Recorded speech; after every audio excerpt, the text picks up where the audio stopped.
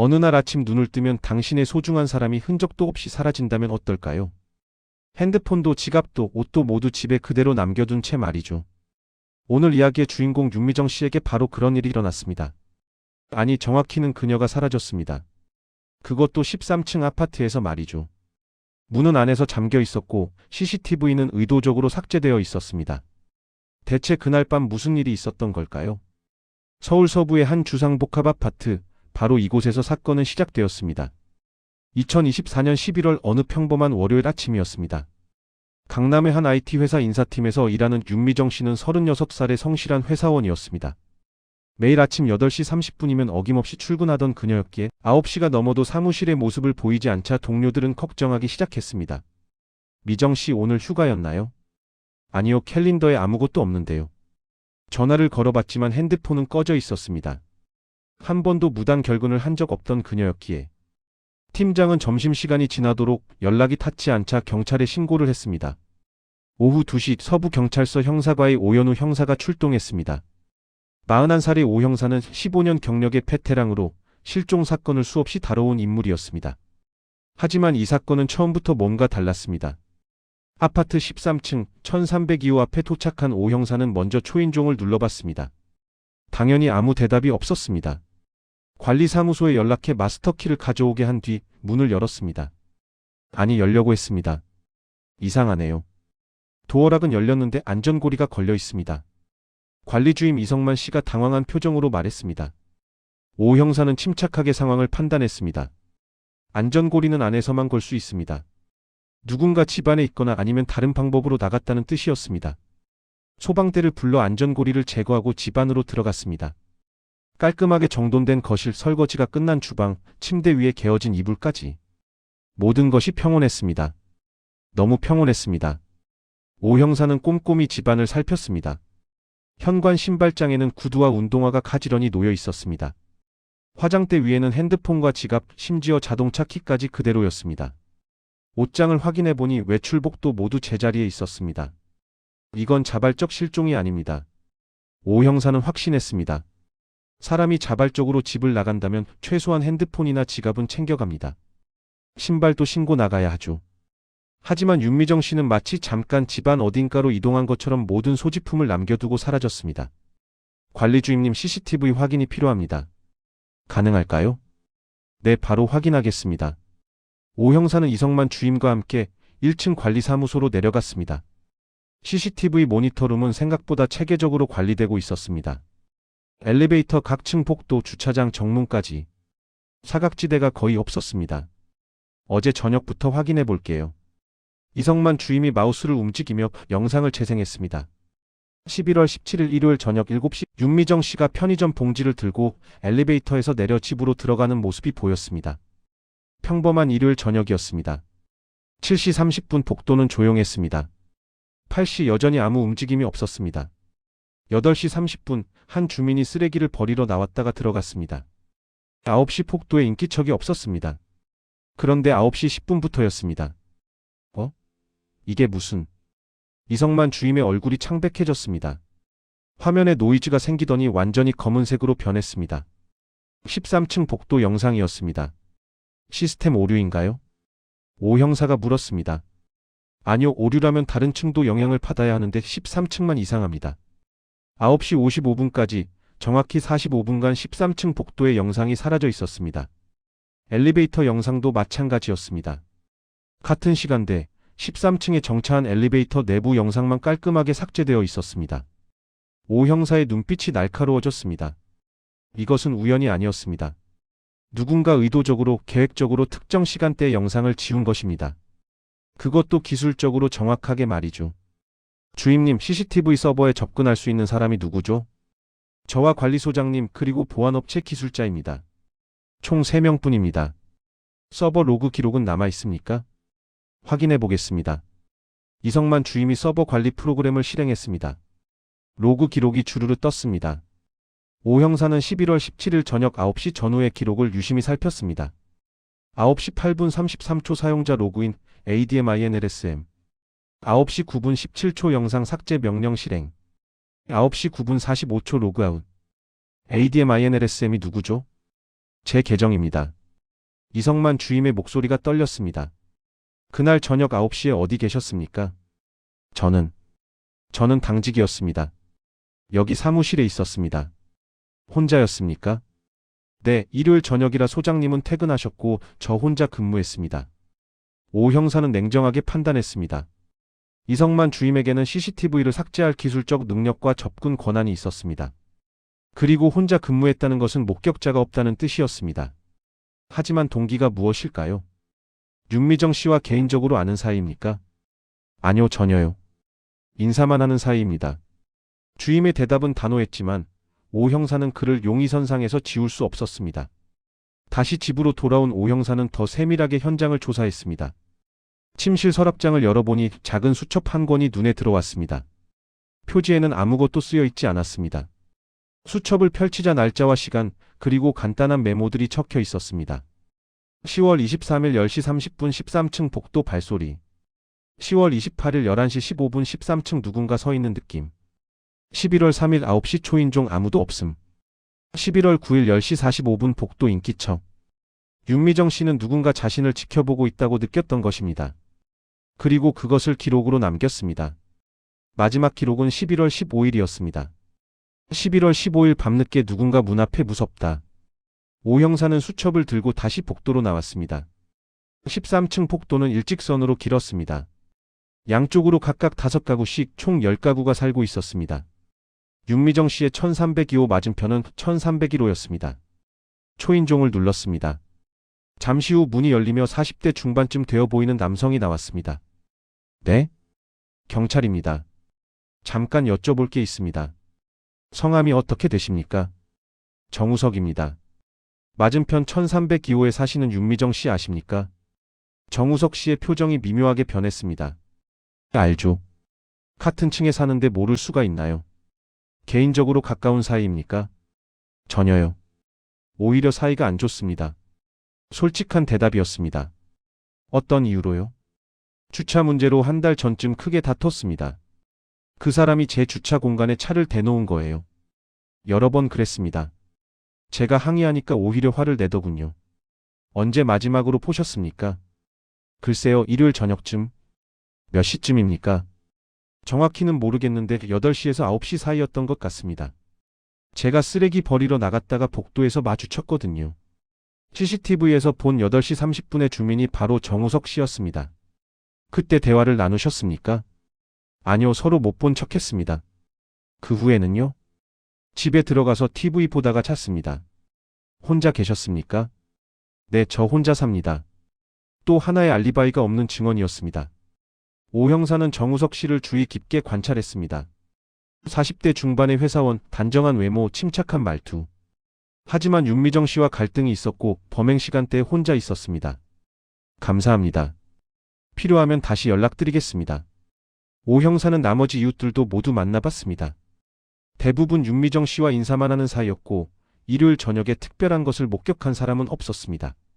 저녁 7시 오 형사는 사무실로 돌아와 윤미정 씨의 핸드폰 기록을 분석했습니다. 통신사에서 받은 자료에는 최근 한 달간의 통화 및 문자 기록이 담겨 있었습니다. 그리고 그는 발견했습니다. 같은 번호로부터 온 수십 통의 문자와 통화 기록을. 발신자 이름은 상호였습니다. 미정아, 한 번만 만나자. 제발 전화 좀 받아. 왜 이러는 거야? 우리 다시 시작할 수 있잖아. 무시하지 마. 치료했습니다. 거의 매일 연락이 왔고 윤미정 씨는 거의 받지 않았습니다. 마지막 문자는 11월 17일 오후 8시 42분이었습니다. 오늘 꼭 만나야 해. 내 아파트 앞이야. 오 형사는 즉시 이 번호의 주인을 확인했습니다. 박상호 37살 용산구 거주. 윤미정 씨의 전 연인이었습니다. 사건은 점점 복잡해지고 있었습니다. 3명의 용의자가 있었습니다.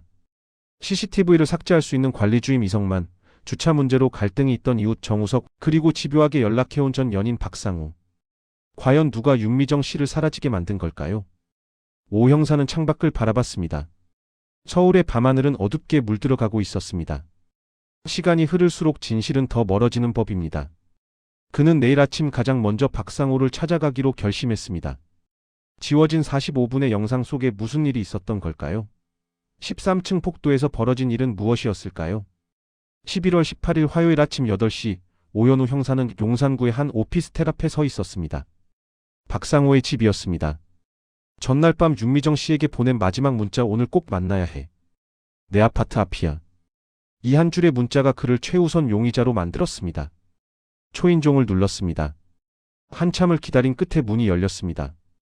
부스스한 머리에 눈이 충혈된 남자가 나타났습니다. 37살 박상호였습니다. 누구세요? 경찰입니다. 윤미정 씨 실종 사건 관련해서 몇 가지 여쭤보겠습니다. 박상호의 얼굴이 순간 굳었습니다. 미정이가 실종됐다고요? 놀란 표정이었습니다.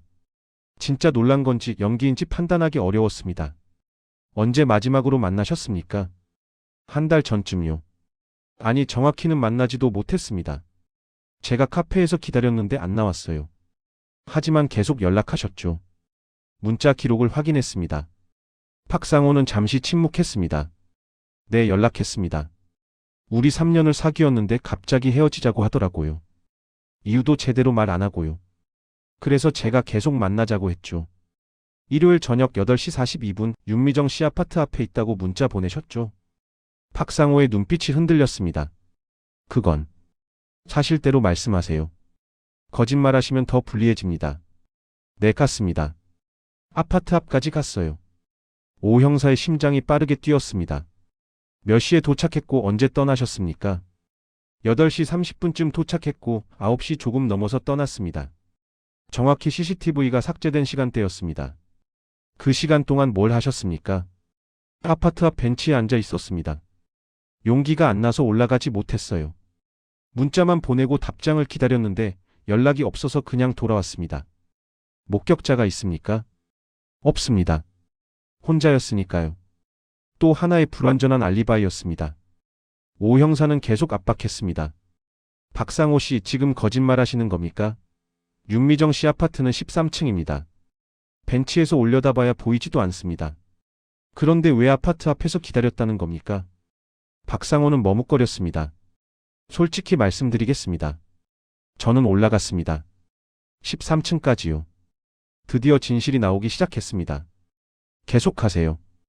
엘리베이터 타고 13층까지 올라갔습니다. 문 앞까지 갔어요. 초인종을 누르려다가 말았습니다. 미정이가 경찰 부를까 봐 무서웠거든요. 그래서 폭도에 한 10분쯤 서 있다가 그냥 내려왔습니다. 몇 시입니까? 9시 10분에서 20분 사이였을 겁니다. 오 형사는 날카롭게 물었습니다. 그 시간대 13층 CCTV가 모두 삭제되어 있습니다. 우연치고는 너무 완벽하지 않습니까? 제가 왜 CCTV를 삭제합니까? 저는 그런 거 할 줄도 모릅니다. 그럼 누가 했다고 생각하십니까? 모르겠습니다. 정말 모릅니다. 박상호는 점점 초조해졌습니다. 오 형사는 결정적인 질문을 던졌습니다. 윤미정 씨를 만났습니까? 아니요, 만나지 못했습니다. 문 앞에 섰다가 그냥 내려왔다니까요. 증명할 방법이 있습니까? 없습니다. 오 형사는 박상호를 경찰서로 동행했습니다. 이미 동행이었지만 거부할 수 없는 분위기였습니다. 조사실에서 더 깊이 파고들어야 했습니다. 같은 시각 후배 형사 김태준은 관리주임 이성만을 다시 만나고 있었습니다. 전날 저녁 CCTV 삭제 로그가 그의 계정으로 남아 있었기 때문입니다. 주임님, 컴퓨터 좀 가져와도 될까요? 포렌식 검사가 필요합니다. 이성만의 얼굴이 창백해졌습니다. 왜요? 저는 아무것도 안 했는데요. 그럼 컴퓨터 확인해서 증명하시면 됩니다.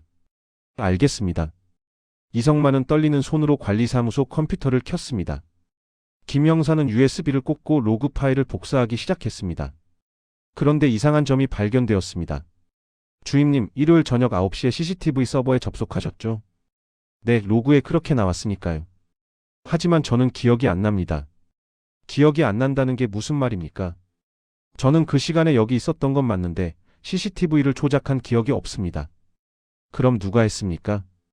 이성만은 한참을 망설이다가 입을 열었습니다. 혹시 제 계정이 해킹당한 건 아닐까요? 비밀번호를 다른 사람이 알고 있습니까? 아니요, 절대 그럴 리 없습니다. 하지만 김 형사는 포렌식 분석 결과를 보고 놀라지 않을 수 없었습니다. 삭제 명령이 실행된 IP 주소가 관리사무소가 아니었습니다. 외부 네트워크였습니다. 주임님, 이거 보세요. 접속 위치가 관리사무소가 아닙니다. 그럴 리가요? 두 사람은 동시에 깨달았습니다. 누군가 이성만의 계정 정보를 빼내서 원격으로 접속한 것입니다. 최근에 누구한테 계정 정보를 말씀하신 적 있습니까? 아니면 비밀번호가 노출된 적이 있습니까? 이성만은 곰곰이 생각했습니다. 그리고 뭔가 떠오른 듯 표정이 변했습니다. 한 달 전쯤 술자리가 있었습니다. 관리소장님이랑 저 그리고 한 주민분이랑요. 누구였습니까? 1303호에 사는 정우석 씨였습니다. 정우석, 윤미정 씨와 주차 문제로 다퉜던 바로 그 이웃이었습니다. 그때 무슨 얘기를 나누셨습니까? 기억이 잘 안 나는데 술이 많이 취해서요. 근데 그때 정우석 씨가 CCTV 관리에 대해 계속 물어봤던 것 같아요. 어떻게 접속하느냐, 비밀번호는 어떻게 되느냐 그런 거요. 그래서 알려주셨습니까? 아마도요. 술 취해서 정확히 기억이 안 납니다. 김 형사는 즉시 오 형사에게 연락했습니다. 정우석이라는 또 다른 용의자가 더 명확하게 부각되었습니다. 오후 2시 오 형사와 김 형사는 다시 13층으로 향했습니다. 1303호 초인종을 눌렀습니다. 정우석이 문을 열었습니다. 또 오셨네요. 무슨 일이십니까? 안으로 들어가서 얘기할 수 있을까요? 정우석은 마지못해 문을 열어줬습니다. 깔끔하게 정돈된 거실이었습니다.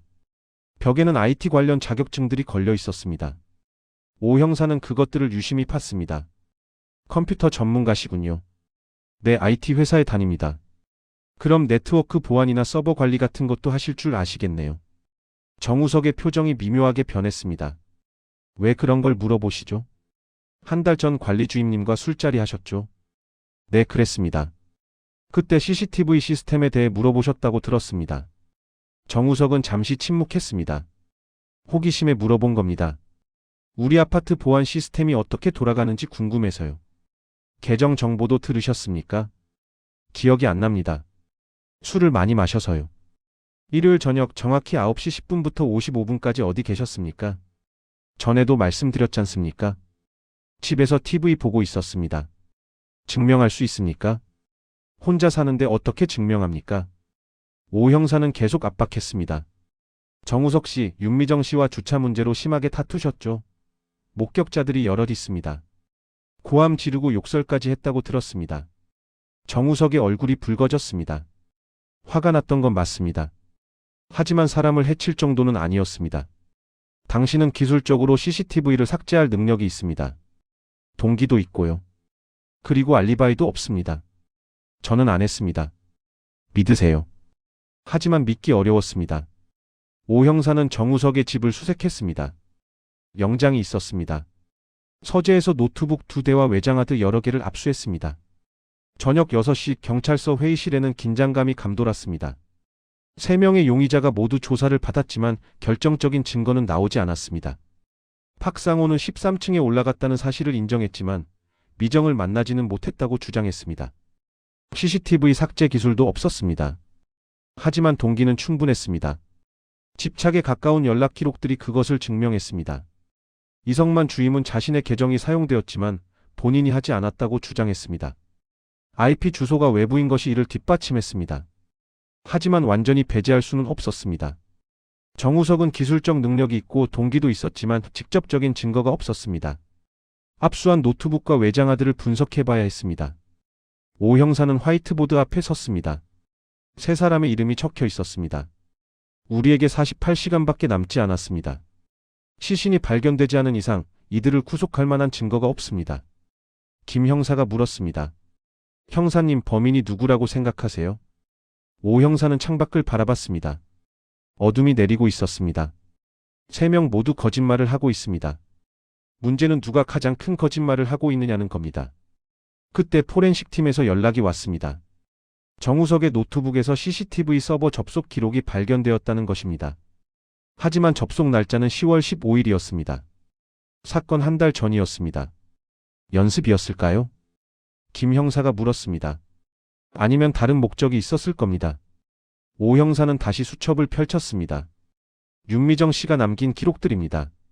10월 23일부터 시작된 불안의 기록들. 누군가 자신을 지켜보고 있다는 느낌. 그리고 마지막 기록 11월 15일 누군가 문 앞에 무섭다. 사건은 미로 속으로 깊이 들어가고 있었습니다. 3명의 용의자, 지워진 45분, 사라진 여자. 퍼즐 조각들이 있었지만 그림이 완성되지 않았습니다. 과연 누가 윤미정을 사라지게 만든 것일까요? 그리고 그녀는 지금 어디에 있는 걸까요? 11월 19일 수요일 새벽 2시, 오현우 형사는 여전히 사무실에 남아 있었습니다. 책상 위에는 3명의 용의자 파일이 펼쳐져 있었습니다. 48시간이 지나면 이들을 더 이상 붙잡아 둘 수 없었습니다. 증거가 없었기 때문입니다. 그는 다시 윤미정 씨의 수첩을 펼쳤습니다. 작고 섬세한 글씨체로 빼곡히 적힌 기록들, 날짜와 시간 그리고 짧은 메모들. 오 형사는 이 수첩이 열쇠라는 확신이 들었습니다. 10월 15일 밤 11시경 복도에서 소리. 10월 23일 10시 30분 13층 복도 발소리. 10월 28일 11시 15분 13층 누군가 서 있는 느낌. 그는 뭔가를 발견했습니다. 10월 15일. 정우석의 노트북에서 발견된 CCTV 서버 접속 날짜와 일치했습니다. 우연일까요? 오 형사는 즉시 CCTV 서버 로그 전체를 다시 요청했습니다. 한 달치 전체 기록을 말입니다. 김태준 형사가 졸린 눈을 비비며 옆에 앉았습니다. 형사님 뭔가 찾으셨어요? 김 형사 이것 좀 보세요. 윤미정 씨 수첩의 날짜들입니다. 10월 15일, 23일, 28일, 11월 3일, 9일, 15일. 그런데 이게 왜요? 이 날짜들과 CCTV 서버 로그를 대조해 봅시다. 두 사람은 밤새 로그 파일을 분석했습니다. 그리고 놀라운 사실을 발견했습니다. 윤미정 씨가 수첩에 기록한 날짜마다 누군가 CCTV 서버에 접속한 흔적이 있었습니다. 모두 외부 IP였고 모두 이성만 주임의 계정이었습니다. 누군가 한 달 넘게 CCTV를 감시했다는 얘기네요. 김 형사가 말했습니다. 정확합니다. 윤미정 씨의 동선을 파악하기 위해서요. 그녀는 그걸 느꼈고 기록으로 남긴 겁니다. 그럼 범인은 계획적으로 움직인 거네요. 오 형사는 고개를 끄덕였습니다. 이제 퍼즐이 맞춰지기 시작했습니다. 새벽 5시 오 형사는 다시 이성만 주임을 소환했습니다. 피곤한 얼굴의 주임이 조사실에 들어왔습니다. 주임님 한 가지만 더 여쭤보겠습니다. 정우석 씨와 술자리 했던 날 정확히 언제였습니까? 이성만은 핸드폰 일정을 확인했습니다. 10월 12일 금요일이었습니다. 그날 무슨 얘기를 나눴는지 최대한 자세히 말씀해 주세요. 관리소장님이랑 셋이서 고깃집에서 만났습니다. 정우석 씨가 먼저 제안했어요. 이웃들과 친해지고 싶다면서요. 계속하세요. 처음에는 일상적인 얘기를 했습니다. 그러다가 정우석 씨가 아파트 보안에 대해 물어보기 시작했어요. CCTV는 몇 대나 있는지, 어떻게 관리하는지, 서버는 어디 있는지. 그래서요? 저는 별 생각 없이 대답했습니다. 그랬더니 점점 구체적으로 물어보더라고요. 원격 접속이 가능한지, 비밀번호는 어떻게 되는지. 오 형사는 몸을 앞으로 기울였습니다. 비밀번호를 알려주셨습니까? 이성만은 고개를 숙였습니다. 술이 많이 취해서 기억이 가물가물한데 아마 말한 것 같습니다. 다음날 후회했지만 이미 늦었죠. 왜 진작 말씀하지 않으셨습니까? 제 실수를 인정하기 싫었습니다. 그리고 설마 정우석 씨가 나쁜 짓을 할 거라고는 생각 못했어요. 오 형사는 이성만을 돌려보냈습니다. 이제 정우석에게 집중해야 했습니다. 하지만 한 가지 의문이 남았습니다. 정우석이 기술적 능력은 있지만 과연 그가 윤미정을 직접 해칠 동기가 충분할까요? 주차 문제만으로요? 오전 9시 오 형사는 다시 정우석을 소환했습니다. 이번에는 압박 수위를 높였습니다. 정우석 씨 10월 12일 관리주임님과 술자리 하셨죠? 네.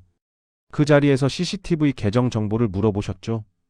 정우석의 표정이 굳었습니다. 궁금해서 물어본 겁니다. 거짓말 마세요. 당신은 그날 이후 한 달 동안 매주 CCTV 서버에 접속했습니다. 로그가 다 남아 있습니다. 저는 안 했습니다. 그럼 누가 했습니까? 당신 외에 누가 이성만 주임의 계정을 알고 있습니까? 정우석은 한참을 침묵했습니다. 그리고 천천히 입을 열었습니다. 박상호입니다. 오 형사의 눈빛이 날카로워졌습니다. 무슨 뜻입니까? 그날 술자리에 박상호도 있었습니다.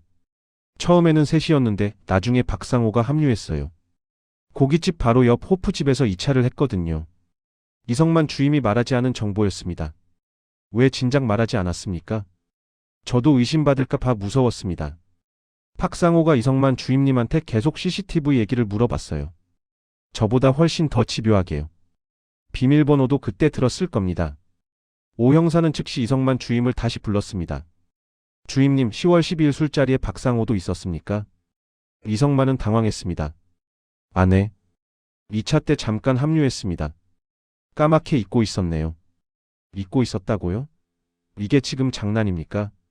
죄송합니다. 정말 술을 너무 많이 마셔서 기억이 잘 안 났습니다. 오 형사는 분노를 억눌렀습니다. 핵심 증인이 중요한 정보를 숨기고 있었던 것입니다. 오후 1시 박상호가 다시 조사실로 들어왔습니다. 이번에는 도망갈 수 없었습니다. 박상호 씨 10월 12일 정우섭, 이성만 주임과 술자리 하셨죠? 박상호의 얼굴이 하얗게 변했습니다. 누가 그런 말을 했습니까? 대답하세요. 했습니까? 안 했습니까? 했습니다. 그 자리에서 CCTV 계정 정보를 알아냈죠. 박상호는 한참을 망설였습니다. 거짓말을 더 이상 이어갈 수 없다는 것을 깨달은 표정이었습니다. 네, 알아냈습니다. 왜 필요했습니까? 미정이를 만나고 싶었습니다. 하지만 연락을 피하니까 어떻게 해야 할지 몰랐어요. 그래서 CCTV로 미정이 동선을 파악하려고 했습니다. 그래서 한 달 동안 감시했군요. 감시가 아니라 확인이었습니다. 언제 출근하고 퇴근하는지, 주말에는 집에 있는지만 봤어요. 스토킹입니다. 박상호는 고개를 숙였습니다. 죄송합니다. 11월 17일 일요일 당신은 13층에 올라갔습니다. 그 전에 CCTV를 먼저 삭제했죠? 아니요, 저는 CCTV를 삭제하지 않았습니다. 거짓말하지 마세요. 당신 외에 누가 삭제할 이유가 있습니까? 진짜 안 했습니다. 저는 기술적으로 삭제하는 방법을 몰라요. 그냥 보기만 했습니다. 오 형사는 다시 막혔습니다. 박상호는 접속 방법은 알지만 삭제 기술은 없어 보였습니다. 포렌식 팀도 그의 컴퓨터에서 삭제 프로그램을 발견하지 못했습니다.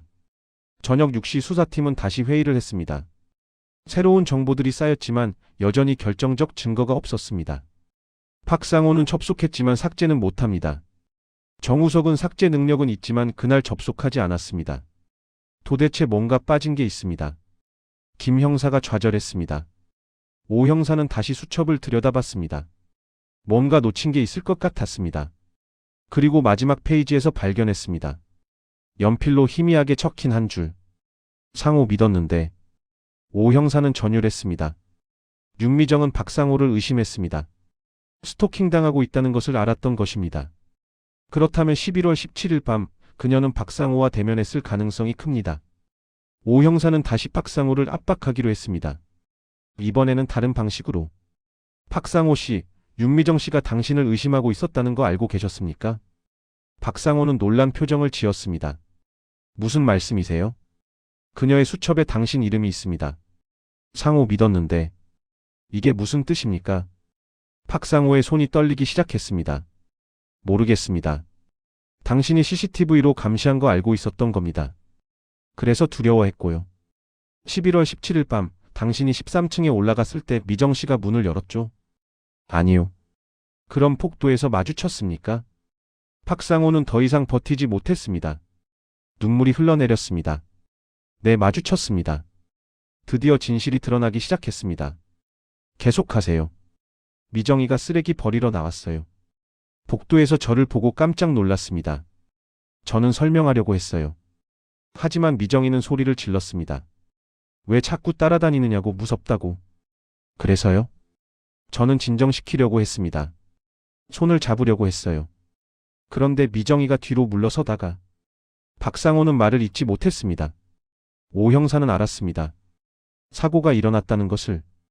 그리고 박상호가 그것을 숨겼다는 것을. 절망적인 순간이었지만 동시에 희망이었습니다.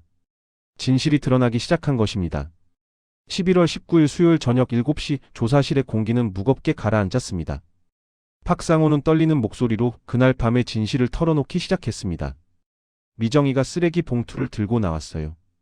저를 보자마자 얼굴이 하얗게 질렸습니다. 오현우 형사는 녹음기를 확인하고 조용히 고개를 끄덕였습니다. 미정이는 소리쳤습니다. 왜 자꾸 따라다니냐고, CCTV로 감시한 거 다 안다고. 저는 당황했어요. 어떻게 알았는지 물었죠. 윤미정 씨는 뭐라고 했습니까? 수첩에 다 기록했다고 했습니다.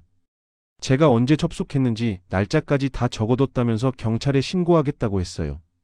박상호의 눈에서 눈물이 흘렀습니다. 저는 무릎 꿇고 빌었습니다. 그냥 보고 싶어서 그랬다고, 나쁜 마음 없었다고. 하지만 미정이는 듣지 않았어요. 핸드폰을 꺼내서 112를 누르려고 했습니다. 그래서요? 저는 핸드폰을 빼앗으려고 손을 뻗었습니다. 미정이가 뒤로 물러서면서 제 손을 뿌리쳤어요.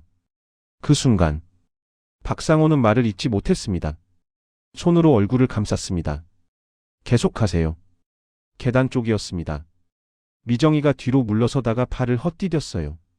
난간에 부딪혔고 그대로 계단 아래로. 조사실은 침묵에 잠겼습니다. 몇 층 아래로 떨어졌습니까? 한층 아래 12층 계단 참까지였습니다. 저는 황급히 내려갔어요. 미정이는 움직이지 않았습니다. 머리에서 피가 났고 숨을 쉬지 않았어요. 그래서 어떻게 했습니까? 패닉 상태였습니다. 119를 불러야 한다는 생각과 제가 감옥에 간다는 생각이 동시에 들었어요. 저는 미정이를 안아 올렸습니다. 생각보다 가벼웠어요. 오 형사는 참았던 분노가 치밀어 올랐지만 목소리를 낮게 유지했습니다. 시신을 어디로 옮겼습니까? 지하 주차장으로 내려갔습니다. 엘리베이터를 타고요. 다행히 아무도 없었습니다. 제 차 트렁크에 넣고 아파트를 빠져나왔어요. CCTV는요? 집으로 돌아와서 노트북으로 삭제했습니다. 이성만 주임 계정으로 접속해서 13층과 엘리베이터 영상을 지웠어요. 제가 나타난 시간대 전부를요. 왜 9시 10분부터 55분까지만 삭제했습니까? 그 시간이 제가 13층에 올라가서 다시 내려온 시간이었습니다. 정확히 45분 걸렸어요. 모든 퍼즐이 맞춰졌습니다. 박상호는 기술자는 아니었지만 기본적인 컴퓨터 사용은 가능했습니다. CCTV 서버 접속 방법을 알고 있었고 영상 파일을 삭제하는 것은 어렵지 않았던 것입니다. 시신은 어디에 있습니까? 박상호는 한참을 망설였습니다. 한강 상류 쪽 일산 근처 하천입니다. 인적이 드문 곳이에요. 오 형사는 즉시 김태준 형사에게 지시했습니다. 수색팀 출동시켜요. 박상호 씨를 동행시키고요. 밤 9시 일산 외곽의 한 하천 둔치에 경찰 차량 5대가 집결했습니다. 탐조등이 어둠을 밝혔습니다. 박상호가 떨리는 손으로 방향을 가리켰습니다. 저기 갈대밭 안쪽입니다. 수색팀이 들어갔습니다. 20분 후 무전이 들려왔습니다. 발견했습니다. 윤미정 씨는 검은 비닐로 감싸진 채 발견되었습니다. 사망 추정 시각은 11월 17일 밤 9시에서 10시 사이.